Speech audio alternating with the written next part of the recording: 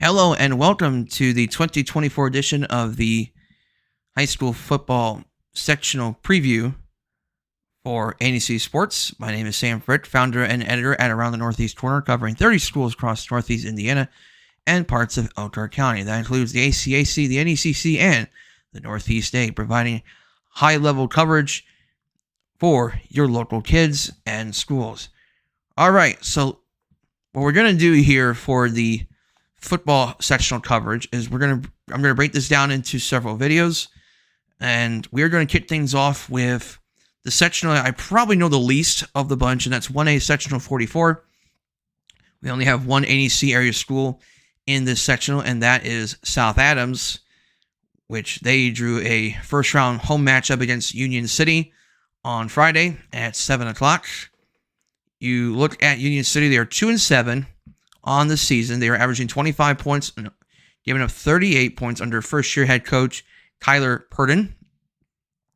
They've had some close losses in the process for the Union City Indians, but overall they have been mostly in a rebuilding season, no less, for the Indians of Union City out of the Tri-Eastern Conference. Their lone wins coming against Union County and Cambridge City Lincoln. Cambridge City Lincoln is part of this sectional, and they're only 1-8. There's nothing particularly special about that team in particular for Cambridge City.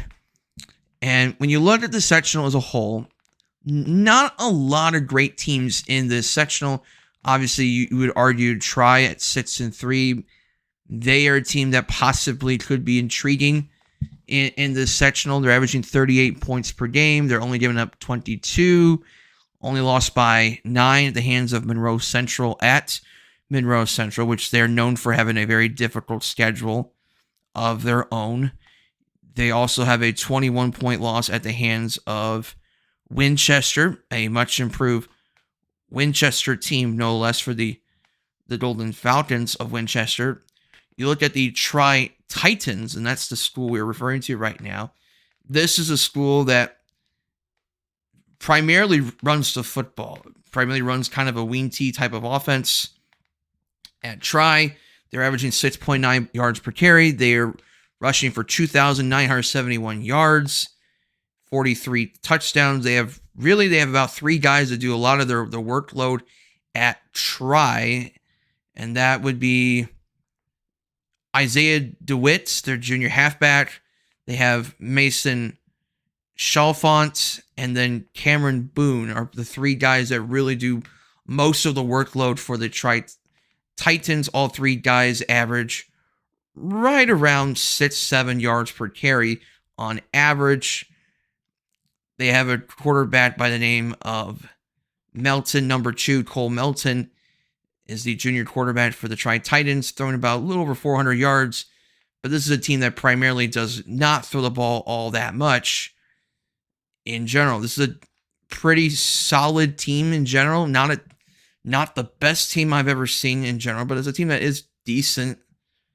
I mean, I've seen worse teams out there. I mean, you look at Tri's offense. The fewest they've scored all year is 142 rushing yards against Centerville. Centerville's a team that went on a deep run last year in the state tournament. So this is a team that can be a pretty prolific rushing attack.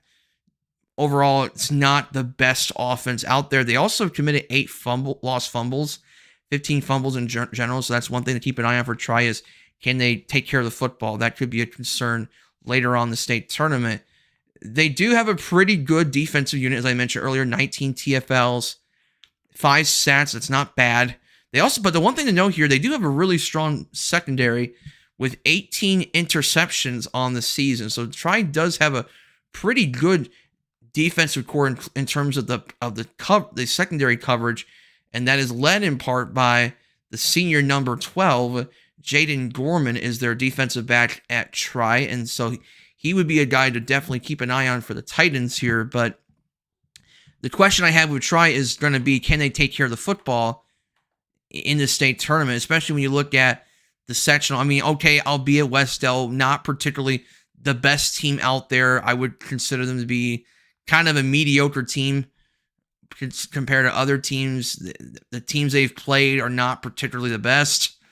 out there, and the teams they've lost are they got destroyed by Monroe Central, destroyed by Tri Central, destroyed by Greenwood Christian, lost to Alexandria, which they're not as good as last year. So I don't know how good Westo really is.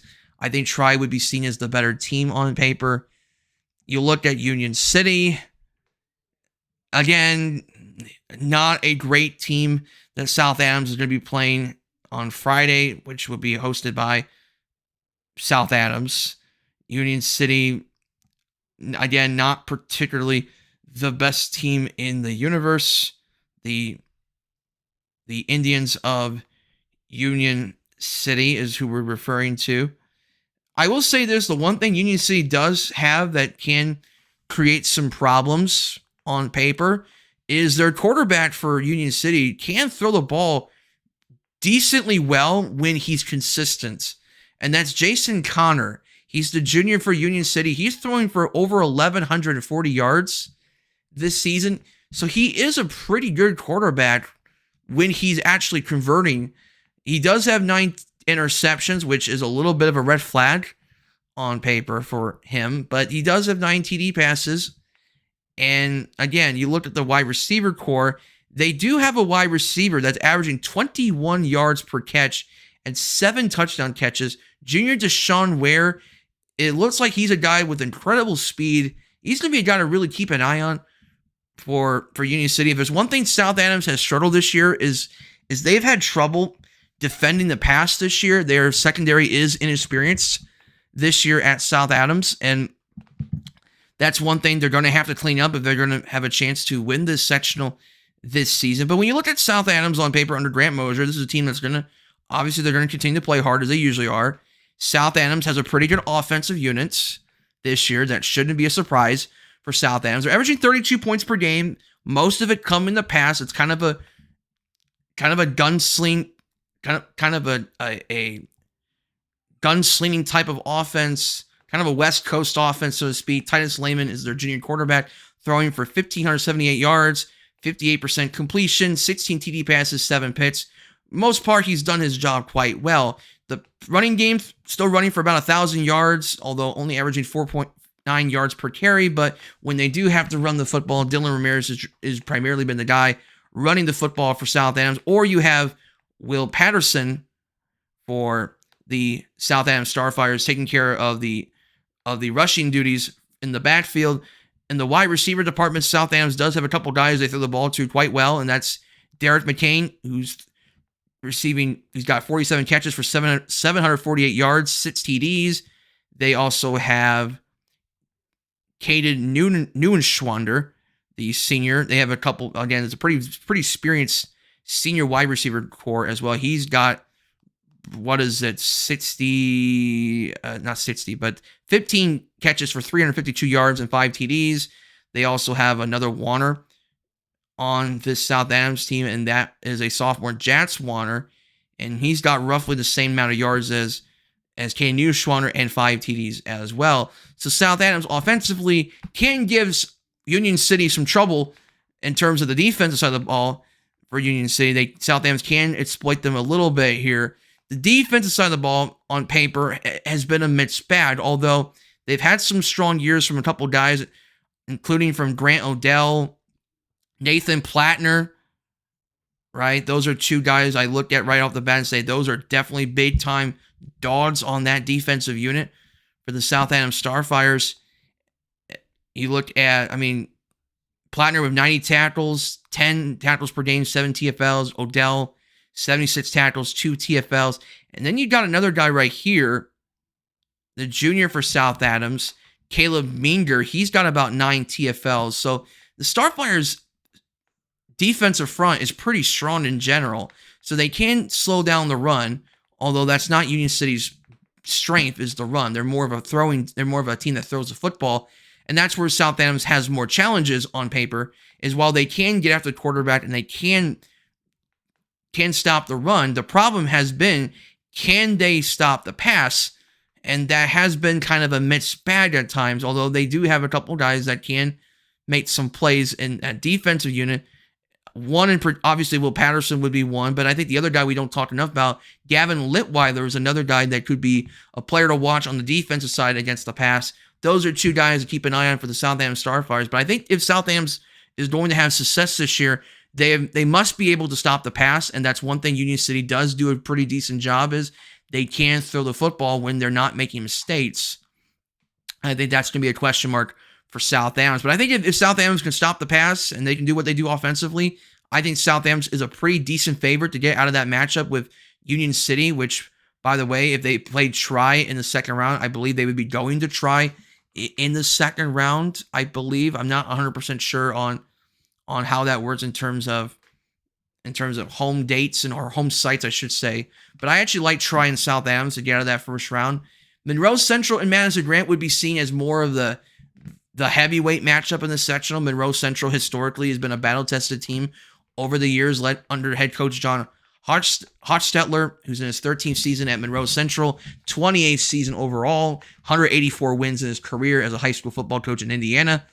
Monroe Central, pretty solid team in general, pretty good offense. They are a team that likes to throw and run the ball. They have a pretty modern offense in general at Monroe Central, so they're going to be a team to definitely keep an eye on. They also have a pretty difficult conference they play in the Mid-Eastern Conference, so they are certainly a battle-tested bunch at Union City. I mean, they did beat Winchester by 3 points, so that's one thing to note there. They beat Try. Try is one of the better teams in that sectional, destroyed Westell. They did lose to Eastern Hancock pretty badly, but Eastern Hancock is a pretty good 2A school this season. Shenandoah, they lost by 21 points. Shenandoah is a solid 2A team as well. So they've had some challenges this year in their conference, but overall Monroe Central, a pretty strong team in general. You look at Monroe Central, this is a team that is going to mostly run the football, although they're a team that can run and throw the football.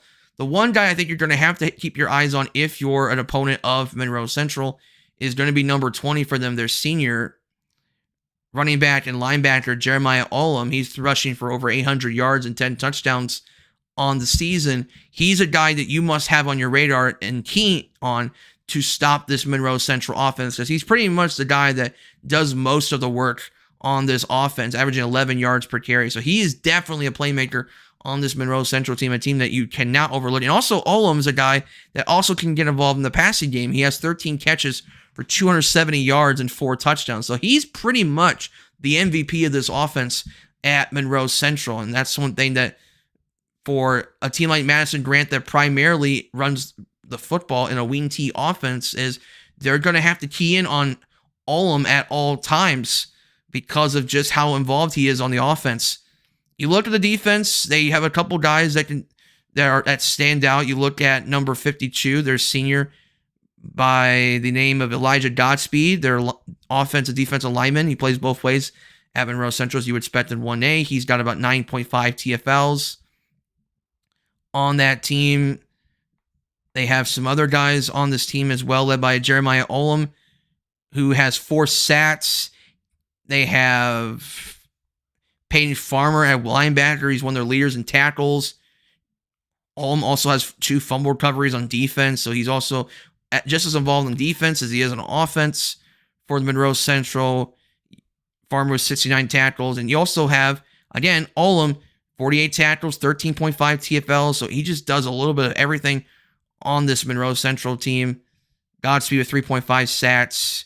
So if that's one thing Monroe Central is really good at. They do have a really strong linebacker core, and that's one thing that could be an advantage when you're facing against Madison-Grant, which they're primarily a run-first team in that wing T offense at Madison-Grant. They surprised everybody last year, made it all the way to the sectional finals, lost to Adams Central, showed a lot of compete in that championship game, at least in the first half. Madison-Grant, 8-1 going into the tournament. They're averaging 45 points per game, only give up 9.8. They have 4 shutouts on the season. They hang their hats on their defense as well, so that's one thing to keep an eye on for Madison-Grant is can the defensive line of Madison-Grant outplay the playmaking ability of Jeremiah Olam? I think that's something to keep an eye on for the Madison-Grant Argels. That's who they're called. The Argels, they run for about 1,398 yards, so they're not quite as explosive as Monroe Central offensively from a numbers standpoint, but they do average about 8.7 yards per carry. So, I mean, they're right around, I mean, look at the numbers for a whole season. I mean, Madison-Grant doesn't post all their stats, so they're not exactly accurate by any means, but 8.7 yards per carry is not too far from Monroe Central's offense in general. But I would say the one guy, there's going to be two guys they're going to have to keep an eye on this year at Madison-Grant. You have Cole Stitt, who's got to be a 1,000-yard rusher on this Madison-Grant team. And then you have another running back that, let me make sure I have the right name real quick, Andy Stanley, right? So Cole Stitt's averaging 132 rushing yards per game, right around that number. Andy Stanley not too far off from that as well. So for Monroe Central, the key thing is going to be stopping the run. It seems like stopping the run is going to be a common theme in this sectional in general. They're not, I mean, look, MG's a team that's not going to throw the ball that much. And that's going to be one thing that you can split with Madison-Grant is if you don't stop, if they can't run the football as effectively, they're not able to do the things they're known for best. Now, I don't know anything about their defense because the stats at Mass Preps only show the offense. So that tells you how limited we are able to talk about Madison-Grant, but offensively, it's pretty clear they do have a pretty decent offense in general. The defense obviously is pretty explosive, and I would imagine some of the guys we've talked about already at Madison-Grant, they're also just as good on defense. So I think this is going to be an intriguing matchup to see which team's style of offense can outplay each other and which team can stop the run. I think those are two things to keep an eye on, and I think the winner of this game probably has an opportunity to win a sectional championship, which is why it's so unique about this sectional draw as a whole. Hagerstown is going to be taking on Cambridge City. Hagerstown will be the host of that matchup. And in all due respect to Cambridge City Lincoln, Cambridge City Lincoln is a terrible football team. They are not good. I mean, they're only 1-8 on the season. Hagerstown 3-6. About a mediocre football team. I mean, they almost beat Shenandoah. 8-2 loss there. Lost to Winchester 28-21. Lost to Northeastern 33-22. Lost to Knightstown in week 1, 24-20. So they have been a competitive team. They beat Union City by 5 points. So Hagerstown has been competitive this year, but I would say, in all due respect to those two teams, I don't expect either of them to really give much of a chance against either Monroe Central or Madison-Grant. I think those two teams, one of those two teams, probably will be the favorite to come out of that section. And then I think from there, you look at Tri and South Adams. I think it's a coin toss from there. I could see a theoretical situation where South Adams is playing for a sectional championship just because of the offense they have is probably a little more explosive than Tri and Union City combined. I just don't like West Dell that much. I think their schedule is pretty weak, and I think that's one thing. That's one thing that really hurts West Dell is they play a very weak schedule. I think Tri is the better team on paper. Union City, I think they're better than the record shows, but clearly they have some concerns on the defense side of the football. And that's something South Adams can exploit. I think South Adams has a better offense. I think their secondary may have some challenges in terms of what they have to deal with, but I think South Adams has enough athletes to take care of that. I think they work hard. I think they can stop the run effectively. So I think I like South Adams to get out of the sectional, but I think it really is going to come down to is can they be able to perform what they do with that West Coast offense against either Monroe Central or Madison-Grant. Especially if you're going to be against Madison-Grant with that lethal defense that they have, that could be a big challenge because Madison-Grant does have playmakers on the offense side of the football that they can exploit, and they are a physical enough football team to give South Adams some trouble here. Monroe Central, a little more of a finesse team, but they also are just as effective on the defensive side of the football. Either of those two teams will give South Adams some trouble here. I think South Adams will have a chance. I'm going to say Madison-Grant probably has the edge over Monroe Central, and then from there, I will take the Argylls to win the sectional championship.